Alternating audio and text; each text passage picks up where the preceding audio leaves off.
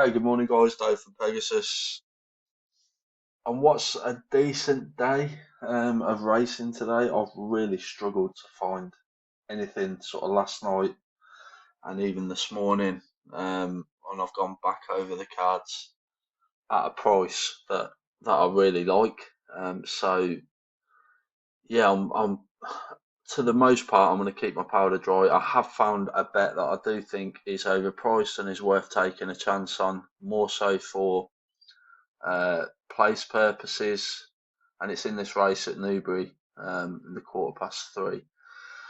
So lots of interesting runners in here, as you can imagine. Quite a big field. Uh, Novice hurdle here for mares only. Now, when we're looking at the sort of top end of the market, Yasmin Bliss sort of stands out for Harry Durham. Harry Durham's runners are always worth a bit of a glance over at least. This horse was fairly pissed up really in its last, certainly in its last race anyway. But it won this race at Ludlow, I would say a shade cosily. But the horse in behind it here, Betty's Tiara, is the one that I think is really interesting at a price. Now, this was off level weights 11.5, okay.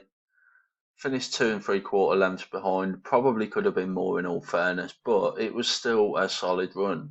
Um, Now, obviously, Yasmin Bliss gone on to piss up by 11 lengths next time out. And what did Betty's Tiara do?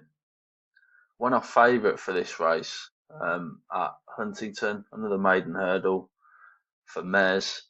9-4 joint favourite. And yeah, was beaten into third, just over nearly 8 lengths by another Harry Durham horse, funnily enough, so dramatic encore. Now, again, the form was sort of reversed with C presenting from that last race, but the horse has had a breathing operation since then. It's had wind surgery. So, was there something?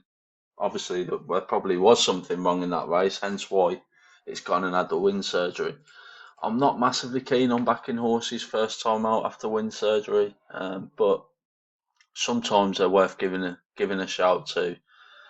Ben Pauling's uh, record at the track is fairly good. However, record over hurdles is about, I think it's 3 from 41 or something. So yeah, it's really chases and National Hunt Flat that he's got his strike rate from. And yeah, look, it's a bit dodgy. First run back from wind surgery. I just think if it can run anywhere close to its penultimate run, behind Jasmine Bliss, they were off levels that day. Jasmine Bliss, I mean, it's getting what, £20, £18 swing for that form.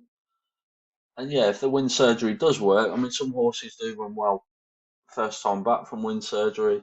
If it has worked, then it's got to have a big shout here, surely. And at the prices, I mean, you're getting a standout price at 22-1. Generally, at 16-1, you can get 18-1 with Bet365. I'm happy to take 16-1 with the 5 places. I think that's decent value for a place at least. And yeah, you can probably tell I'm not massively sold on this. It's I don't bet in these sort of races very often, but out of everything at a price, I mean, if you can get 22-1, that's a cracking price there with 888. But yeah, out of everything at a price, I just thought that sort of stood out the most for me. Anyway, I'm sure there's lots of other people who can find lots of horses today, but that's the one that sort of stood out for me. There are a few question marks, guys. I think we're getting the right price to have a bash at it. It could win.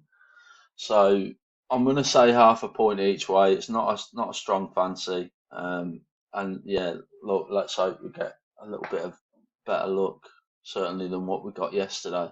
That was that was shit. Um, yeah, you get 18-1 as well with Sporting Index and Spread X. I'll take the 16s as I say for P&L. But right, I'll stop waffling, guys. Best of luck with your bets today. Yeah, best of luck if you follow me in. I think tomorrow looks a little bit better, so might have one or two for the meeting, Carlisle tomorrow. Okay, thanks guys.